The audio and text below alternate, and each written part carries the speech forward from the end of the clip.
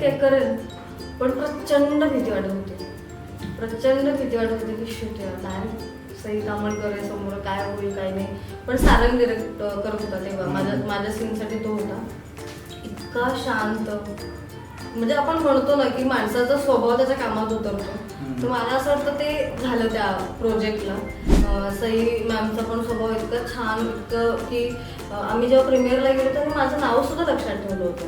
तर गायत्री तू पुण्यावरून आलीस, एवढंही लक्षात ठेवलं की मी पुण्याला राहते.